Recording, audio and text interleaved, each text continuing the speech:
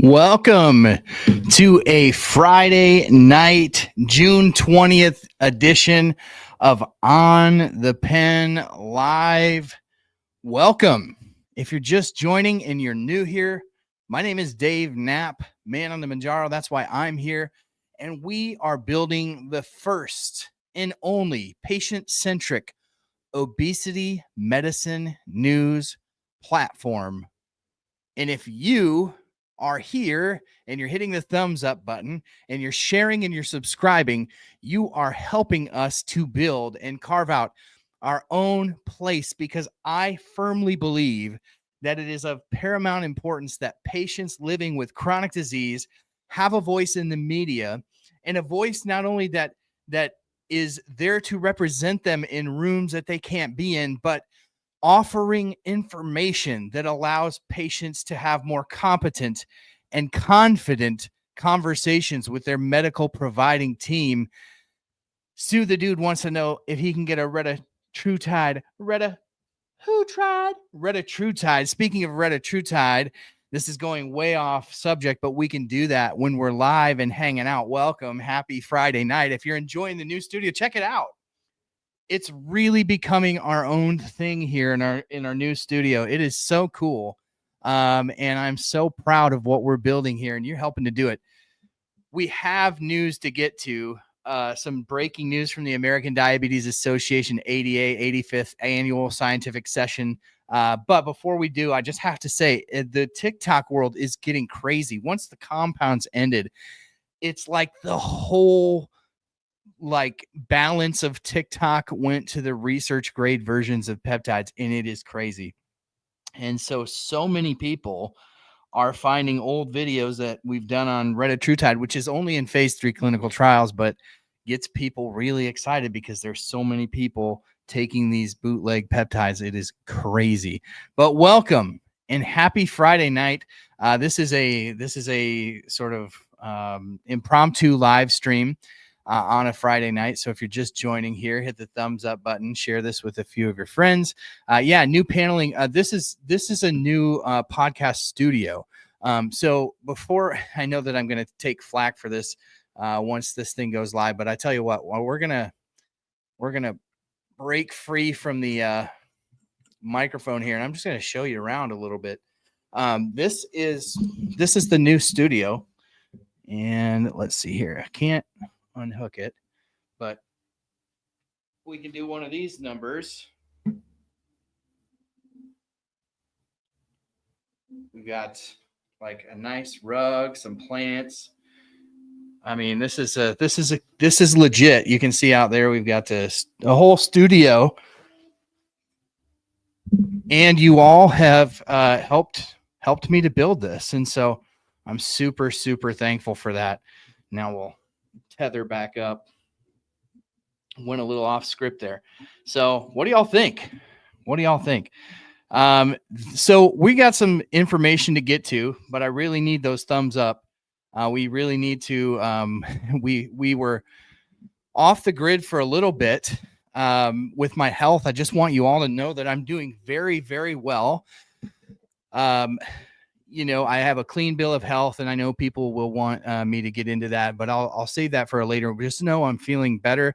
I've got a clean bill of health on my heart, and we've got the new studio set up. So all of the things are looking up for On the Pen, and I just really appreciate all the love and support that you guys have given me. This community has been so very great to me, and what a cool thing we're building here. So let's get into the news tonight. It is the 85th annual scientific sessions for the American Diabetes Association, and we're going to bring you all the news here. I was planning on potentially attending this in person, but when I saw how much reading material there was, I thought being there physically is actually going to be a bit of a distraction to getting through all of the information, which I have access to as a member of the press now. And so I've been reading through a lot of things, and we're going to bring you some really interesting information in the next couple of days. This thing goes through Monday. There's some really interesting data on CagriSema. There's some really interesting data on orforglipron forthcoming. There's really listen to this stat. There's over 90 abstracts on obesity medicine at American Diabetes Association 85 this week that are human studies, and another 65 abstracts on animal studies, all for obesity medicine. So over 150 different studies going on that we'll get information on. So it's like somebody said, well, that's like drinking from a fire hose. And I said, that's like drinking from Niagara Falls, standing right underneath it. So a lot of stuff to parse out, but we're going to try to do it together. And I'm going to give you the payoff here on the Substack that we just dropped. So if you're on the Substack, you can, or not on the Substack, and you want email updates, you'd already have this in your inbox. If you were signed up, all you have to do is go to your browser and type in obesity.news, no .com or anything, just obesity.news, and it'll take you right there. Put your email in, and then you will get email updates directly to your inbox. But we're going to get into this amazing study that I was really shocked to hear in terms of just other data that we've seen before. But water versus diet soda, this switch in this study led to some profound results. So we're back looking at this thing again, and we've seen different studies, and now we have some competing data. So this new study that was presented tonight at ADA shows that replacing diet soda with water may double your chance of achieving diabetes remission. Did you hear that? Replacing diet soda with water may double your chance of achieving diabetes remission. So the folks in this study were drinking 0-calorie diet drinks that most of us have been told for a long time are harmless and maybe even helpful for type 2 diabetics. That is crazy because this study definitely showed otherwise. And for women with type 2 diabetes, this small switch made a massive difference. So this research was led by Dr. Hamid Farshi and his team, and it followed 81 adult women over 18 months. Everyone started with a 6-month weight loss program followed by a 12-month maintenance phase.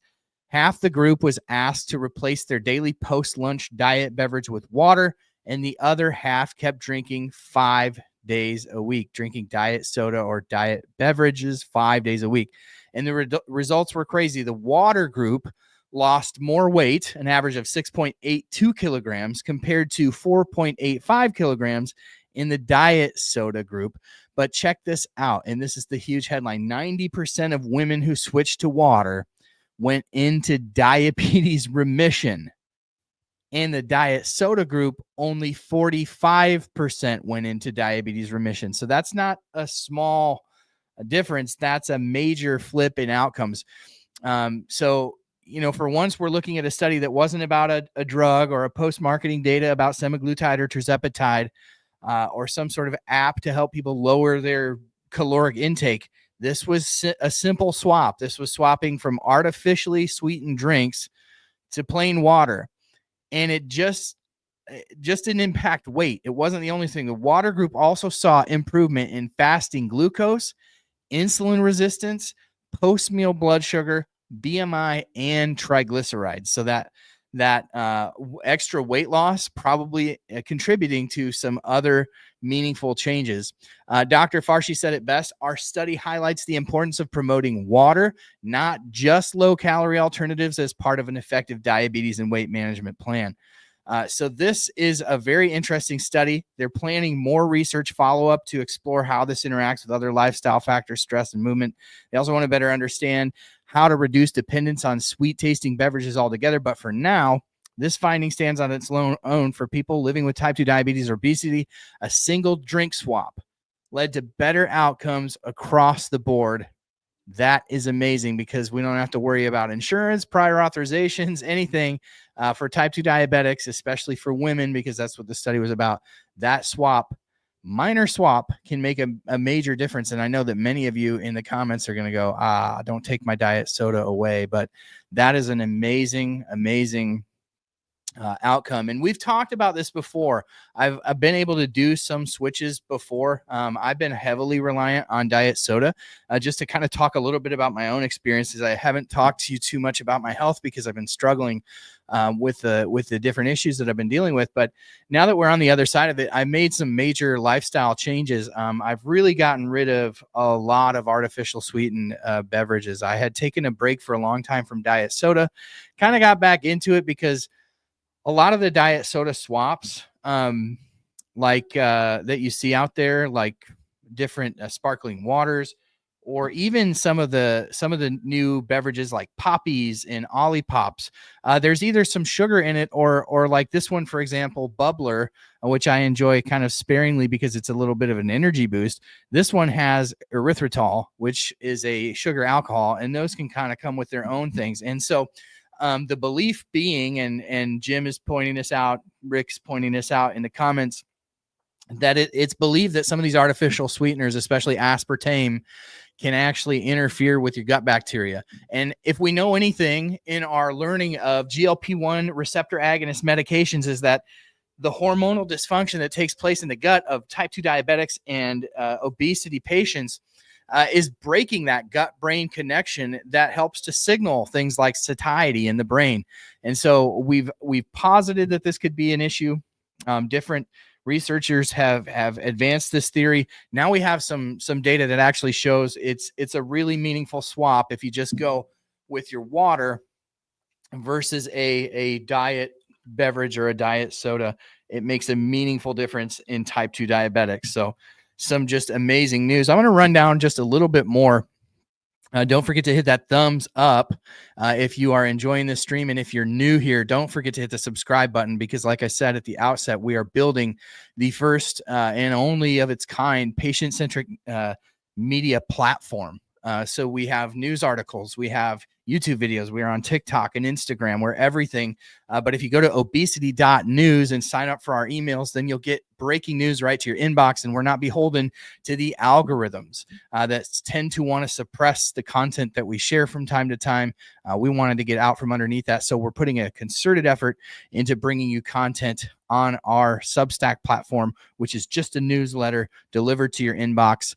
You can go a little bit deeper if you download the Substack app, but for now, all I'm asking is that you go to obesity.news, obesity.news, and put your email address in there, and you'll be signed up for these email alerts. Now, another piece of breaking news that we'll cover in this video here that we didn't put in the title is that obesity finally gets its own standard of care from the American Diabetes Association. Now, this has been a shift that I've been hearing for some time, basically since I started covering the news here and started to converse with other industry folks, journalists that work in the field of covering obesity medicine news, usually from the financial aspect or from the doctor perspective. We're building it from the patient perspective. But when I've talked to my peers, they basically have told me that the American Diabetes Association is really doing a hard pivot towards obesity. And I think the reason is because obesity is a precursor to,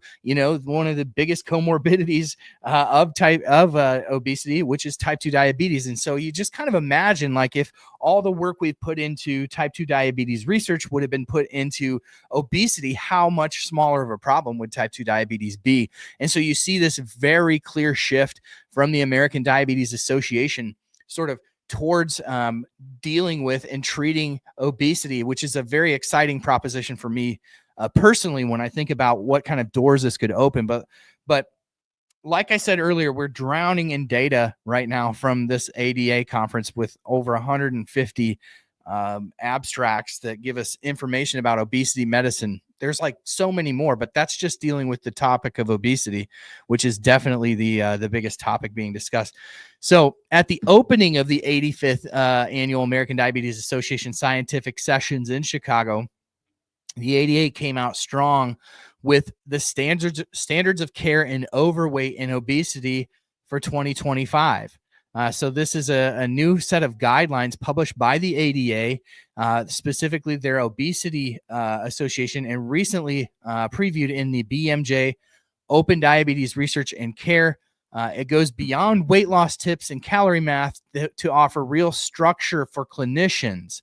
And this structure and this guidance includes training on weight bias and stigma. If you've ever gone to the doctor, I think that most everybody living with the disease of obesity has at some point gone to the doctor and had them approach the topic of weight like it was a absolute moral failing on the part of the patient, right?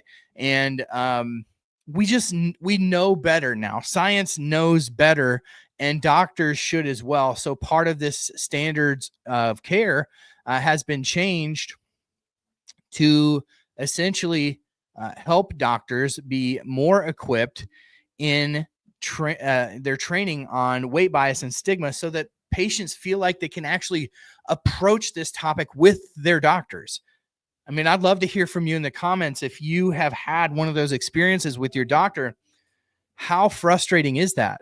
Because again, like we talked about earlier, we know all the comorbidities associated with obesity, like 13 different types of cancer, type 2 diabetes, kidney failure, heart disease, all of these things, sleep apnea, all of these things that cascade out from obesity, that if we actually could have honest and open conversations with our doctor, void of weight bias and stigma, how much of these comorbidities could we avoid, and how much could that save our health and our healthcare system? It also includes person-centered language and inclusive clinical environments, just kind of building on that, shared decision-making models and evidence-based interventions with pharmacologic support on the way, with the American Diabetes Association basically giving sort of a space carve out for drugs like semaglutide or tirzepatide, or the future drugs like CagriSema, retatrutide, or forglipron, to rewrite the rule book on obesity care. So they've always sort of had this section carved out when it comes to type 2 diabetes for insulin treatment. There will now be its own section for GLP-1 and related obesity treatments, which is no small thing. We talk about this all the time. Over 110 million American adults live with obesity, which is a staggering number. Now, which is a crazy stat, every year more than half of new type 2 diabetes diagnoses are directly linked to obesity, yet seeking treatment is still a challenge for people, and they're still met with eat less, move more. We're so sick of hearing it. So this is really exciting. I am so excited to cover some more of this American Diabetes Association for you. If you found this update helpful, please click the like button. And if you're not subscribed, please subscribe to the channel. And here's a little bit of a flavor of what we're going to be covering. The Adjust Type 1 Diabetes trial. So many of our viewers have said, what about type 1 diabetes? My husband's type 1 diabetic, or I'm type 1 diabetic, and I'm having trouble broaching this conversation with my doctor. There's going to be some data shared which explores the use of semaglutide in type 1 diabetes. We've seen some anecdotal small studies on this, where early intervention with semaglutide or GLP-1s have helped to preserve the beta cell functions in the pancreas.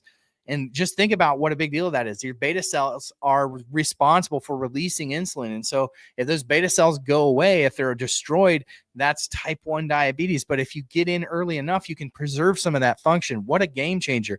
We'll be so excited to be able to cover that. The Believe study, which is a study on bimagrumab, which is actually owned by Eli Lilly at this point, but there's a long study being done with semaglutide before Eli Lilly purchased the name escapes me, of the Versanis, maybe, whatever the company was that owned the asset of bimagrumab, but a monoclonal antibody treatment designed initially, I believe, for elderly patients and cancer patients to help preserve muscle mass. This is where this weight loss, obesity medicine industry is going, is not like we're getting such amazing results with some of the next generation of obesity medicine, which is exciting to think about, because the whole shift is turning to the quality of weight loss. I've got a podcast coming up with somebody that we're going to be discussing this, so make sure you hit the subscribe button. But we're going to talk about the quality of weight loss, because you can get the scale down, but that doesn't mean that you've done the appropriate things to preserve your lean muscle mass. And that's really important, especially with rapid weight loss, which can happen for a lot of people on these medications. The Achieve 1 trial, which is the study of orforglipron, which is a non-peptide small molecule from Eli Lilly, the pill that's coming early in 2026. We've done a lot of videos on that. You can just search it in our YouTube here. Orforglipron is spelled like it sounds, FORGLIPRON. That's going to be a game changer. We're going to get some full readout on the Achieve 1 trial, and then we're going to get new data from Redefine 1 and 2, which is a CagriSema study. Super excited for that as well. So there's a ton to cover. And again, that is like a couple of things out of like 150 different things that we can cover. There's a quadruple agonist that's really exciting that we'll probably be covering on our Substack. There's also a GLP-1, dapiglutide, all things that we've talked about, but dapiglutide, which is GLP-1 and GLP-2. You heard it here first. GLP-2 is a thing. It's actually long been a thing. It's used to treat a rare form of, what was it? I'm trying to remember off the top of my head now, and I think it was some rare digestive issue. But combining GLP-1 and GLP-2, which is interesting. A lot of coagonists, GLP-1 plus glucagon. It's just so much. We'll get into all of it. So thank you for joining me. Thank you for being the best part of what we do here at On the Pen. It is such a pleasure for me. By this live music right outside my window. So I don't know if you've been hearing that tonight, but that won't normally be a thing. It's just a Friday night thing. But so cool. It's so cool for me to have our own little place here in the world, our On the Pen studios. I'm so thrilled to be feeling better. So thrilled to have a clean bill of health so that we can continue to grow this thing here. And I thank each and every one of you for your subscribes, for your follows. Listen, I announced last week, if you are wanting to become a paid subscriber and you're a member on YouTube, send me an email to davidonthepen.com. I've got a link for you to get 50% off the Substack membership, and that is what's helping this grow.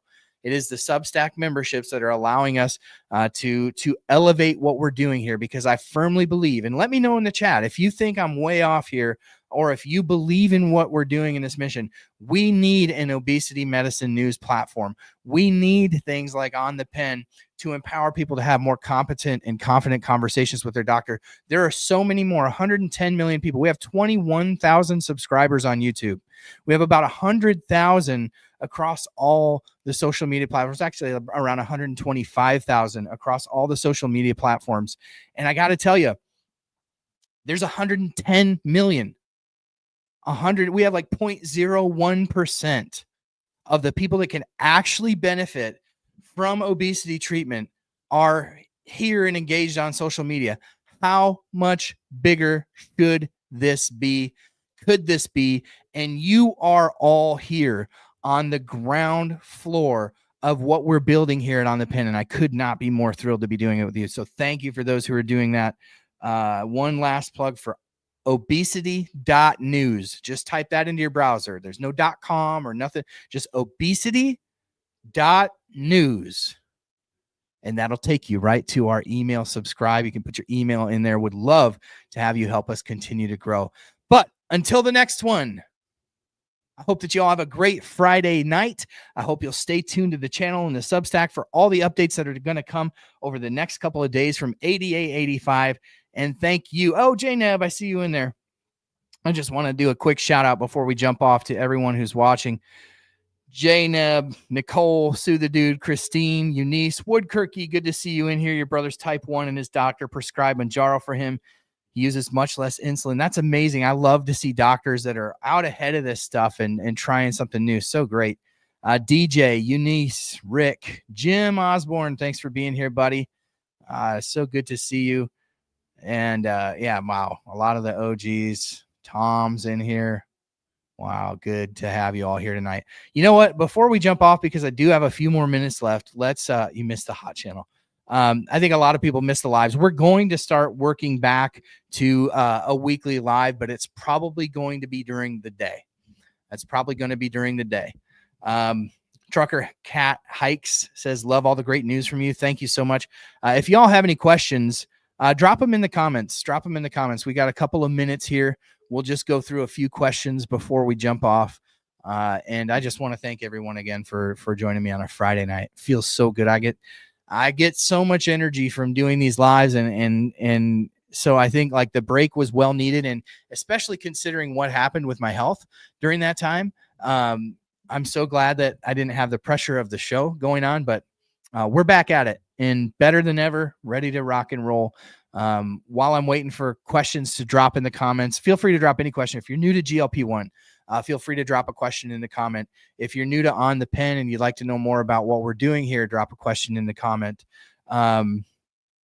Nicole says, please don't overextend yourself. You need to take care of yourself. Yeah, I am. I assure you, I have been taking all the necessary breaks and precautions. I've got all the tests done that need to be done to ensure that I'm healthy. I'm feeling better, and I'm just so thankful, so very thankful to be feeling better. How far is a drive from the studio? Just a few minutes. It's a really nice, easy drive, and it's nice to have this out of our house because we've been able to reclaim that room in our house that we really needed. So to be able to reclaim that room back into, we got 4 kids and they were sharing 2 rooms. So that third room we had been using for the podcast studio. So it's so nice to have that space back for our family. And so it's a quick drive, and then it's a downtown area in our town that we live in.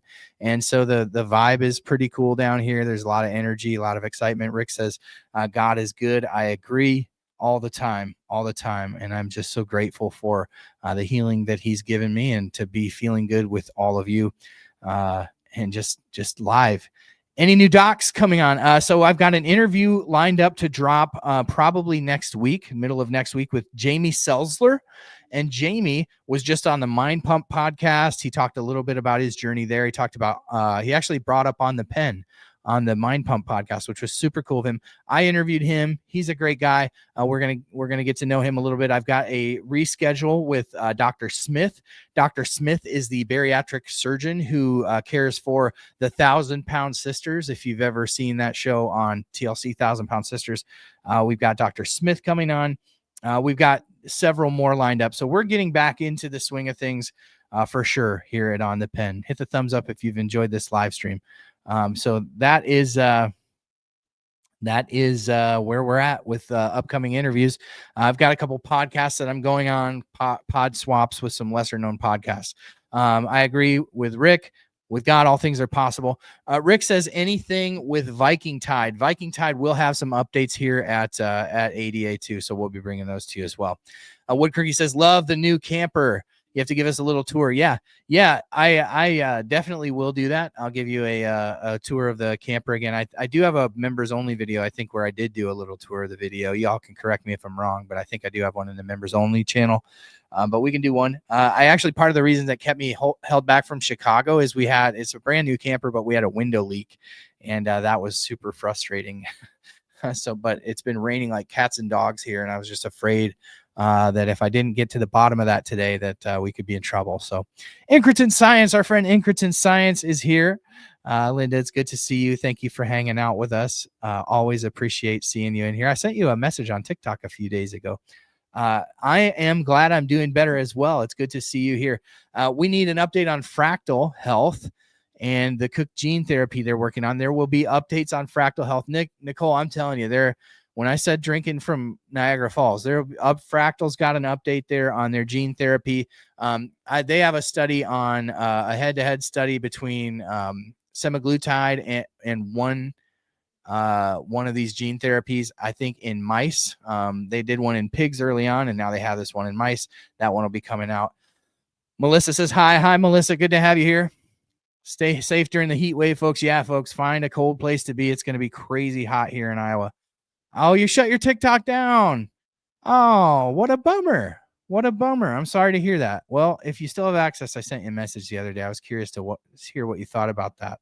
I did a whole video rundown on cagrilintide. There's so many people taking the research grade version, and I was like, hey, amyloid fibrils are something to be aware of when you're reconstituting that. I just worry about people out there, and I wonder what your thoughts were. It's been raining so much where Rick's at. Yeah, it's been raining. I think we've gotten like 3 or 4 inches over the last few days in Iowa. I'm so thankful my basement hasn't flooded again, and I'm like down there checking. If you all remember, it was about a year ago that my basement flooded, and it ruined all my studio stuff, and it was crazy. So I'm down there constantly checking that sump pump to make sure that thing's working. Everything is going on is so fascinating. Noah's Ark could be floating by, yes, especially at the camper right by the lake. I have a stalker. Oh my goodness. I'm sorry to hear that. That is crazy. Oh my gosh. I'm so sorry to hear that. Wow. Prayers to you. I hope that you can get that all figured out. Yeah. Yeah. We're all sorry that's happening. That's crazy. Yeah. The basement was about a year ago. So yeah, that was a stressful time, but another reason to get the office out of the house. Yeah. Everybody is empathizing with our friend Incretin Science, which is just, yeah, it's a terrible thing. Yeah. Nicole, I agree. What is the matter with people? That is a question I find myself asking often. Usually, when I'm reading through comments on my TikTok videos, I'm asking myself, what is wrong with people? Man, you try to put out good information, and especially the research peptide community, man, they come after me like I have some benefit in warning people about things that concern me about research grade stuff. They're just, a lot of them are perfectly great people and kind, and some of them are just militant about their bootleg peptides. So they can do what they're going to do. Woodkirky said, great information on cagrilintide, the whole pH thing is overlooked and very important. Yeah. I think there's a reason that Novo Nordisk has semaglutide and cagrilintide in a dual chamber pen. They are phase 1 testing an actual combination, but there's a reason that it is that way. It's because they can't be held at the same pH. So when people are just, even some of the research grade site have semaglutide plus cagrilintide, and people are mixing that the same. You can't tell me that something bad isn't going to happen. I'm so sorry to hear that, Incretin Science. Super, super sorry for what you're going through. It's so good to be hanging out live with you all again. I just got to say that I have really missed these. Some of the podcasts that I've done live, but it just doesn't have the same vibe as connecting here. And so I'm thankful for two things. I'm thankful to be feeling healthy to do this. And I'm thankful also that you all are here with me, that you're still hanging around and just right back at it. The golden age is coming for weight loss. I couldn't agree more, Sue. I do believe that you're correct on that. I do believe that we are going to see a point in the not too distant future. And I talked about this a little bit with Jamie on our podcast that'll drop next week. Make sure you're subscribed and hit the bell for notifications so you know when that pops up. But that's something we talked about. I mean, just imagine a world in just a few short years. We've already been doing this for 3 years. Imagine another 3 years, the conversation totally shifts to quality of weight loss. And people like me who have struggled on the current therapies, perhaps there are some of you slow responders out there as well, that, we could be talking like, hey, the medicines that are out there get the job done. Let's focus on combining them to optimize muscle mass and preservation and lean mass preservation. Thank you, Incretin. I appreciate that. Feeling good, clean bill of health. Jim, I appreciate that. Thanks, buddy. Nicole said that was nuts. All you're doing was making sure we're staying safe, and the fact that these people are knocking you is truly sad. You have always been driven by science and evidence-based medicine. That's what I try to do. And I have no direct benefit in somebody not using them or using them. And that's what's funny to me is like there's so many, it blew my mind because once I don't know if y'all can still hear me. I think you can. I got to reboot my camera for some reason, but it blew my mind that there was actually so many people out there creating content about research grade peptides and selling them directly on TikTok and YouTube and benefiting from it directly. And what I could not believe is that there were people questioning my motives and questioning financial incentives that I may or may not have, of which I have zero. But they will go over to, Sally's TikTok page, and she's reconstituting peptides in her kitchen. And she's like, use my affiliate code. It's like one of the things that I said earlier was, I made a video about this. It's like when research grade peptides have like replaced the Mary Kay lady, like these pyramid scheme, Avocare, I mean, you name it. What are some of your favorite pyramid schemes that you remember from years past, like when that's been replaced with people selling injectable peptides on TikTok, it's a scary place to be. It's a scary place to be. And so we'll have to see how that all shakes out. But I think that unfortunately people are going to get hurt. Avon Tupperware for sure. Mindy, welcome. Mindy said South Park kids making Reddit in Cartman's basement. That's pretty much like what it is. The Avon Tupperware was definitely one of them. Yeah, my goodness. Avocare was a big one where I'm at. What is the other one with the disgusting bars and shakes? Optavia. That's a really nasty one too. Sue the Dude wants some South Park Reddit. We're devolving. Well, 35 minutes is a good live. I appreciate all of you hanging out with me. Appreciate you sticking through with all the things that I've been going through. Thank you all for being here. A shout out to Ro, our sponsor, who's been very patient with me, waiting for me, and giving me plenty of space and time to get healthy, even though I haven't really been doing a whole lot of content. If you are interested in trying these obesity medications, there's no better place to look at it than Ro. I mean, they're the premier place to go if you're trying to get coverage for Zepbound or Wegovy. If you need the cash pay vials from Zepbound or you need the cash pay Wegovy, they offer both of those things too seamlessly through their app. Like you don't even ever have to leave the Ro app. Constant access to doctors. It's just a great, amazing platform, and I'm so thankful that they're part of what we're doing here at On the Pen. You can visit my Linktree, linktree.com/@manonthemanjaro. I think it'll be in the comments, but thank you to Ro too, as always, for being a sponsor. We'll see you, Mindy. We'll see you, Inkerton Science. Retta for 250. Eunice, good to see you. Thank you all for being here. Thank you for being the best part of what we do.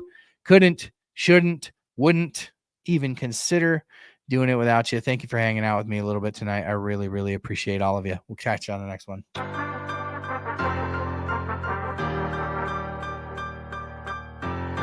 Hope you guys enjoy the new studio. And I hope the audio was good because I spent a lot of money on these panels to make sure it sounded good. Y'all have a good night.